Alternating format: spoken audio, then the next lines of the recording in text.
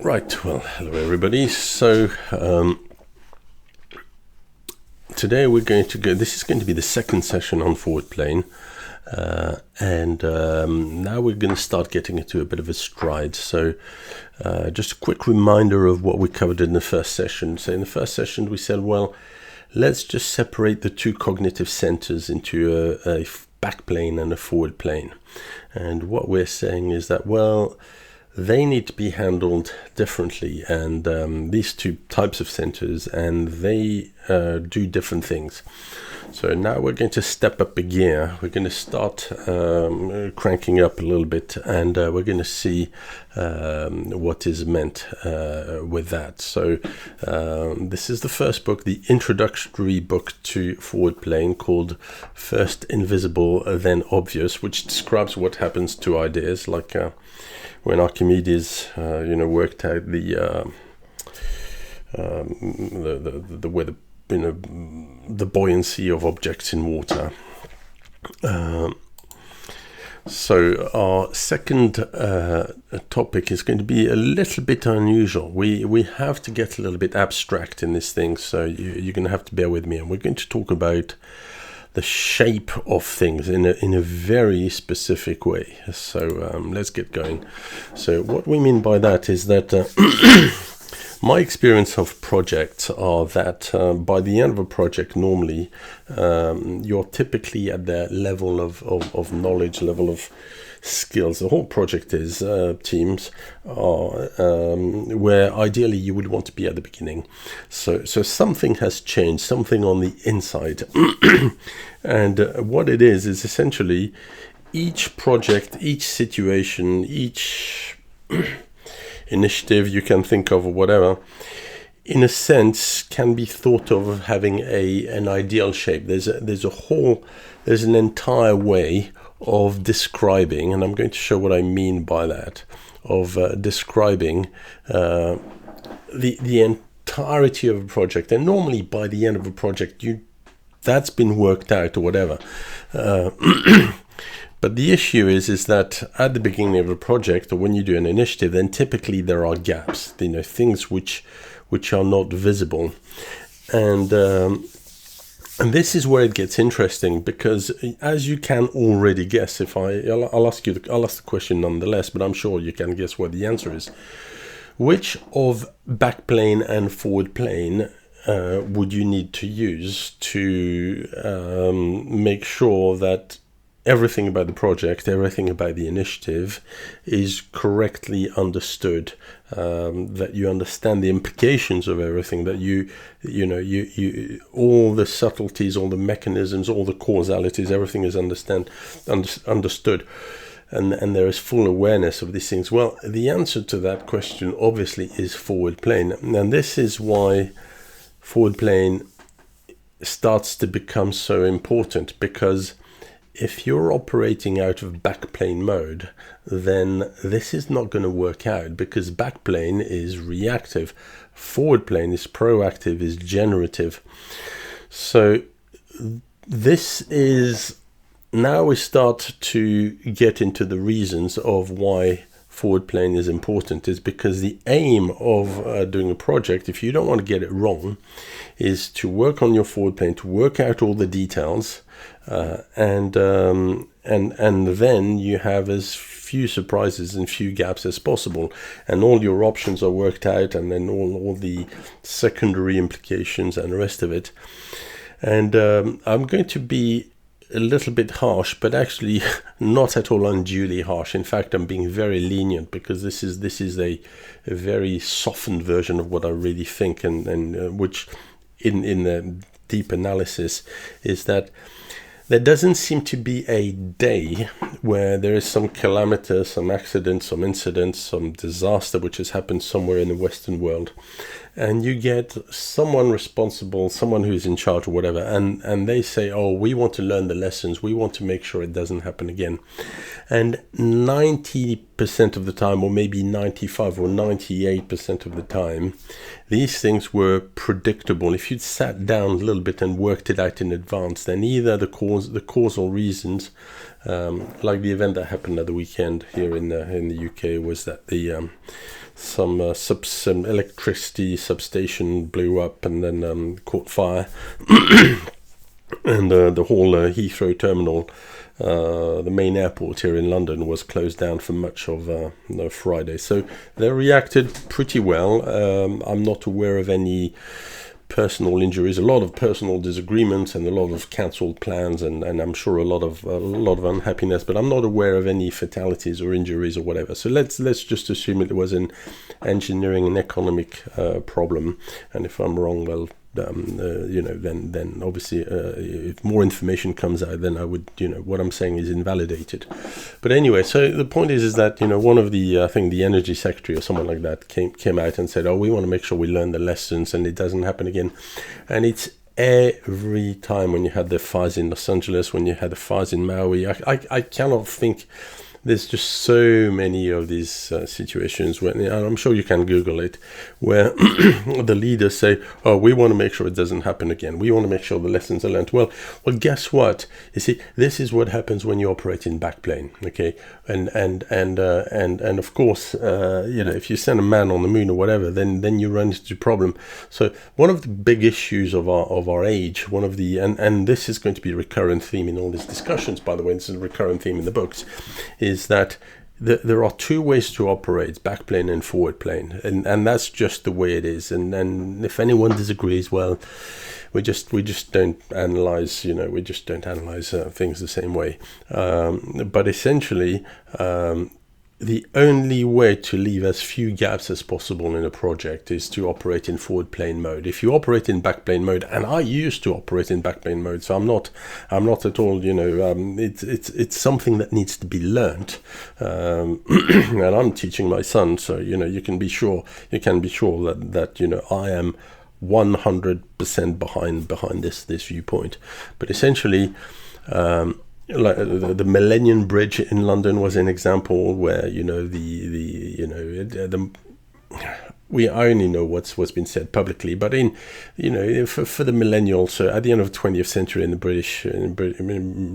the United Kingdom, they built a footbridge across the Thames in London, and then they had to close it after a few days because the side motion of pedestrian steps was causing undue vibrations, and it was not sustainable. So they had to close it and spend a lot of money to fix it and the rest of it. And this is what happens when you operate in backplane mode. Yeah, in backplane mode, well, things come to you because you don't see things. So when you see them, it's because reality or someone else has given you feedback. Well, guess what? You can't have everybody relying on everybody's feedback. You need someone to send this first feedback, and this is one of these very subtle but tremendously powerful notions of forward plane. So projects have got shapes, initiatives have got shapes, and then it's a race towards it's a foot race, if you want, towards having the full picture of what it is. And the more arcane, the more sophisticated. Now we're gonna do a lot of work. There are a lot of examples, and there can be more in the thing. So, but simply, if you don't operate in forward plane, and if you don't work from the point of view of there is an idealized perfect way of representing the project, of representing everything that's relevant and significant and that's doable about the project, including including the steps for testing, including the alternatives, including the sequence. So it can be for the projects or about the projects or about the steps of the projects. It doesn't matter, all the learning, all these things. So, in theory, it's infinite. But this is a tremendously powerful thing. And it's particularly, it's besets a lot of the projects that I have seen when things have gone wrong. It's because there were gaps in the shape. So 99% or 95% at least of when projects go wrong is because there were gaps left in the shape. People did not foresee things. Sometimes it's just, let's call it error of judgment or unhappy judgment, that you assume, well, something is going to happen, and then you're aware of the alternatives, but the alternative is not the one that pays out. Maybe because of the weather, maybe because of customer preferences, but maybe because a competitor does something else. So sometimes you can't always legislate for everything.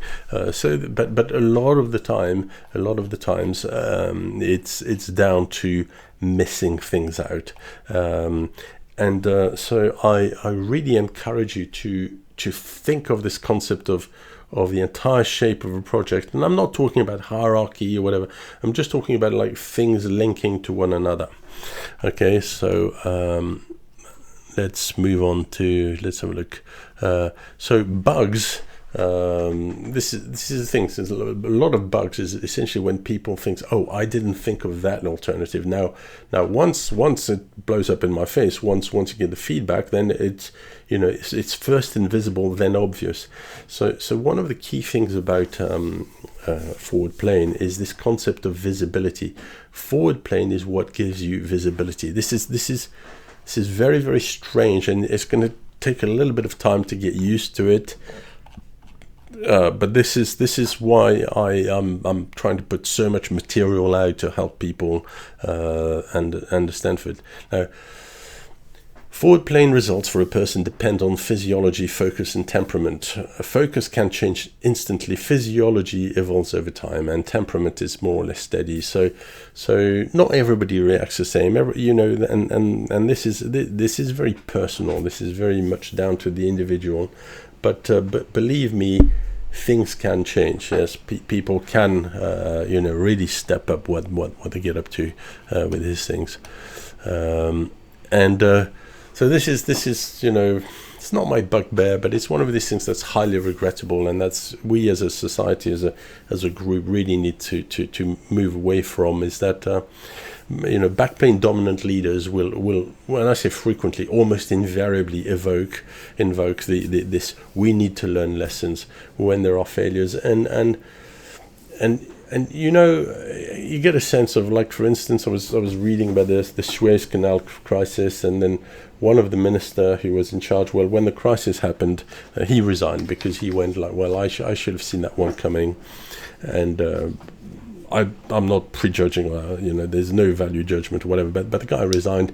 Nowadays, when things mess up, politicians, people in charge, they don't resign. They just crow, and they just and if I could change one thing, one of the things I would change definitely would be to say, like, no one is ever allowed, apart from anyone up to the age of like 15 or 16, should not be allowed to say, oh, we want to make sure lessons are learned. No, most of the time it was possible to see it coming.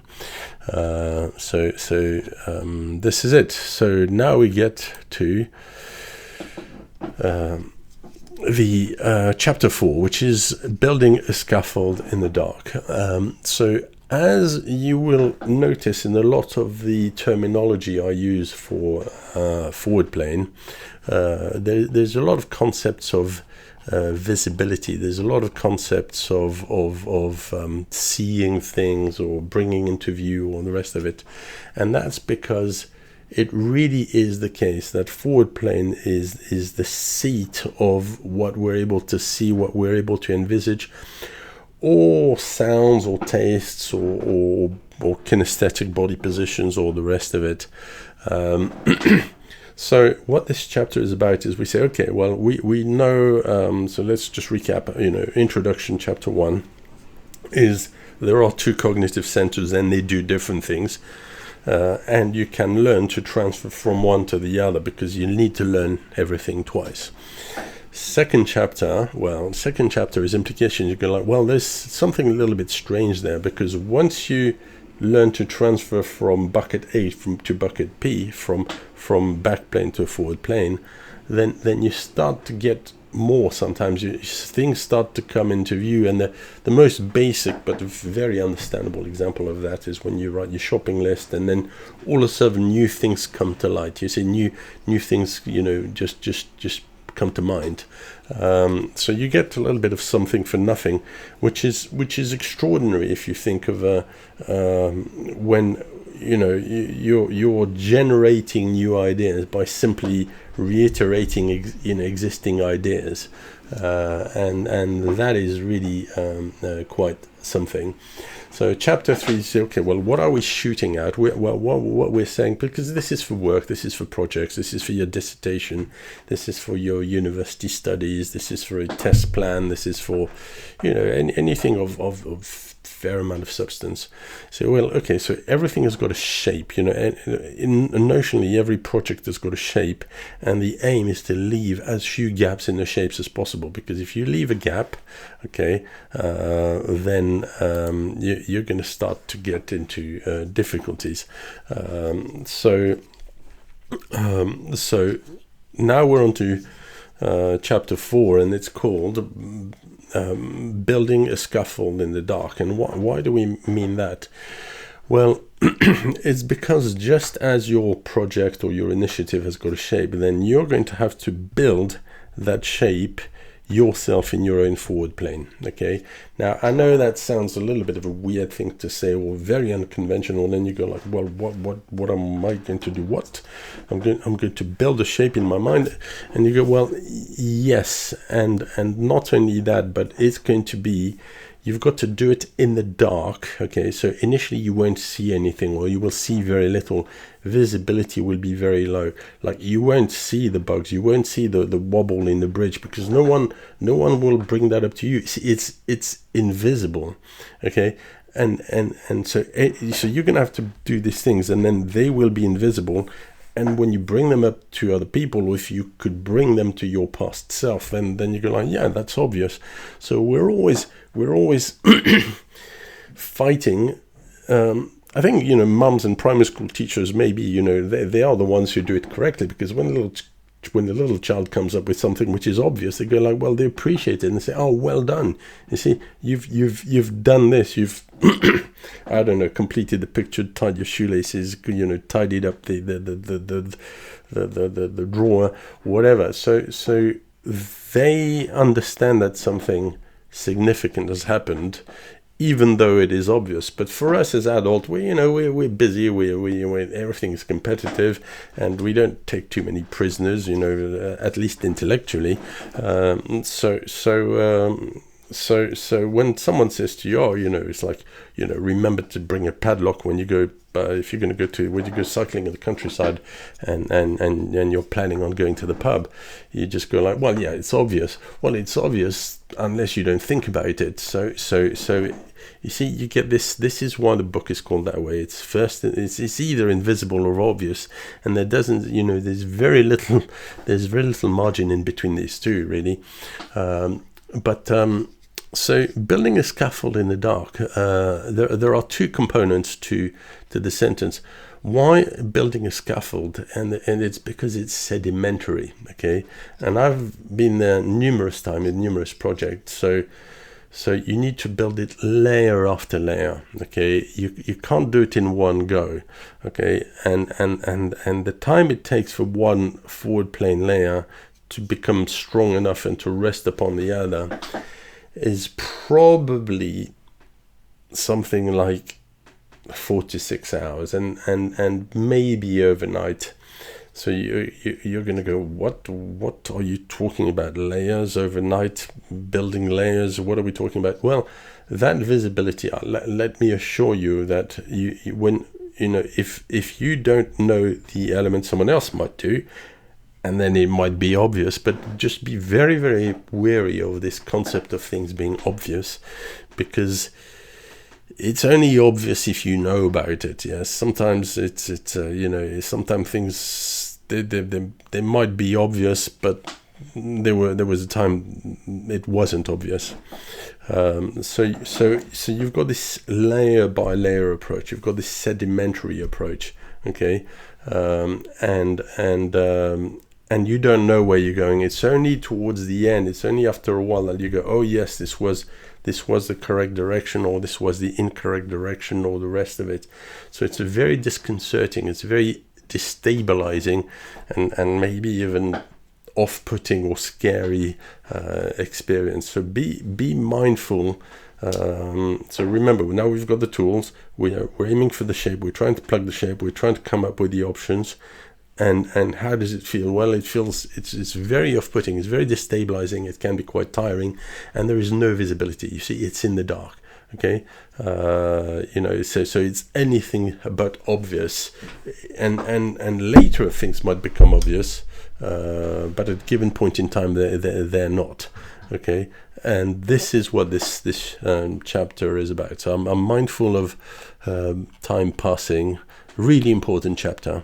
Okay, and this is the thing, is that back plane is easy, forward plane is hard. I mean, if this is one of the top mantras, is that it's always against back plane is easy. So people will be disparaging. They'll say, not everybody, but often enough you'll get some people, who say, oh well, yeah, it's obvious. It's like, it's like the Michelangelo's Sixtine Chapel painting. Well, it's obvious. Like, you just put a few angels and it looks like that. Mozart. Oh yeah, but it's obvious.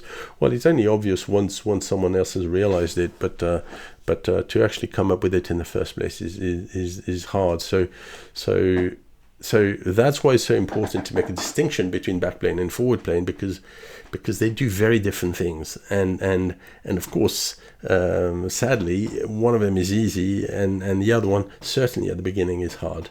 And then hopefully I'm gonna, with these books, this one in particular, but the next one as well, which is equally important, you will. I will make it easier for you. I'm not going to make it easy, but I'm going to make it easier. So there I talk about, when there is an existing structure and the rest of it. Okay, now this one is particularly interesting, because you'd think, okay, well, Jerome, what are you talking about? Back plane, forward plane. Where is this coming from? Why is this happening now? And you go, well, it's been around for a while, you see, because it's this whole concept of forward plane is hard. Well, people realized it for a while, and then for instance, a great example of that is when people started to set up all the patents. Okay, and the reason why they set up all the patents offices or whatever is because they realized that, well, forward plane is so hard. It needs to be protected, because once the hard work has been done, when it's obvious and it's easy enough for people to copy it. So the whole here I kind of introduced a little bit of a discussion about patent offices and the rest of it. Okay, and now we can slide into the final chapter of what I wanted to talk about, because I don't want this. I'm trying to keep these sessions to about half an hour. So as you can see, there'll be a third session for this book. So consciousness and bring into view. Okay, so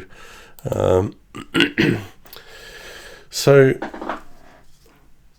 we now know we're gunning for a shape. We know we need to build it sedimentarily, and you can go like, well, this is something that's really quite interesting, because what you can do with forward plane is you can, using the forward plane tools which we highlight in chapter 1, is you can bring things into view. So you can determine that you can take topics and you can, which are around, which your colleagues talk about, or which are relevant for the projects, which are available in project documentations or in discussions, and you can simply bring them into view. And then once you bring them into view, then you've got the mastery. But here is the important message here, is that you can't just leave it at awareness. You need to go through the physiological step of using forward plane, and particularly this writing base, slowing down of the notions of the communication. So you've got to be able to come up with it yourself, and you need to reinforce it with whichever forward plane technique we've talked about, but which means essentially thinking about it is just not one of them. Thinking about things is mostly back plane, and it certainly does not build forward plane. I mean, it's not really mostly back plane, but it's not powerful enough. It's not efficient enough to be a powerful forward plane tool, and that's why things didn't take take off until certain people in mankind, our ancestors or our forefathers, came up with writing systems and invented writing and the rest of it. So it's really highly important to go through these steps. There is no alternative. If you think there is an alternative, then let me tell you, you're wrong. You're going to leave gaps. It's going to be inefficient. It's going to take a long time. I've tried the alternatives. I've seen it around. It doesn't work. Okay. What else is there to be said? Project planning, project solutions. Representation precedes comprehension. Yes, so this is an important one. In fact, it's so important that I put it in. This encapsulates, if you will, the whole essence of forward planning, is that representation precedes comprehension. Until you represent things, we tend to think of like, well, first you need to understand and then you'll be able to do something. But actually, it's the other way around. It's first, you need to do some things with things, and then that's why people do drafts. Yeah, that's why people do sketches, and the rest of it is because you build the understanding first, and then you have it. So this is a really important part, and then we start to get into something which I discuss in greater details in the next book, to be honest.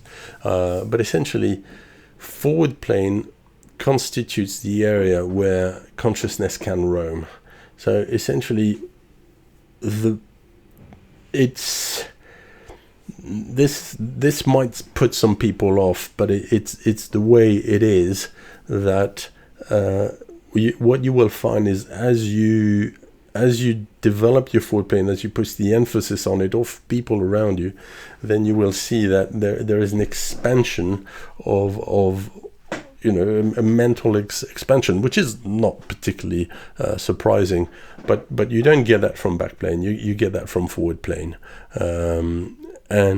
Finally, this is something that I particularly think is particularly relevant, is that forward plane fosters the aesthetic sense, and I think it's remarkable that some of the best artists and architects of the ages, were using sketches and the rest of it. So there's a huge impact of forward plane. I'll talk more about this in future, because we've probably covered enough. The point about this topic is essentially those tools of sketching, graphing, making lists, doing prose, and the rest of it. They're kind of like they release the genie out of the bottle, if you want, and it's quite a marvelous effect, but it's not about, you see, our society tends to tell us that it's all about information and having the data and having the things, whatever, and you just go, well, actually no, having the information is useful, but it really is doing the lifting is what actually brings the benefit, and it's such a marvelous thing to do. It's first of all, it's superb for projects, technical projects and the rest of it, and for just about any issue which can be conceptualized or abstracted or the rest of it. So now we come to the conclusion of this chapter. So there were three parts to this discussion. The first one was the concept of shape. So essentially, what we're gunning for, and the fact that bugs, any surprise, essentially most of the time is a forward plane failure. So that gives you a sense of what to gun for. The second part is essentially building a scaffold in the dark, which is telling you that, well, it is scary, and at the beginning you're going to have no visibility. So you need to go as fast as you can, and it's tiring and it's hard and it's not off-putting, but it can be disheartening. It can be a little bit thankless, particularly at the beginning. Once you get confident, once you get competent, confident, you've had positive feedback, then you do it quite gladly. and the last chapter 5 that we saw, the third chapter of this session, is bringing things into view. So you need to learn to bring things into view using void plane and shape that consciousness. You can't just thinking about things is not going to do it. I know a lot of people do that, but it's not. So I hope you enjoyed this session. So we are about 2/3 into the book now. We're finding our stride, hopefully. And thank you very much for listening, and have a great day.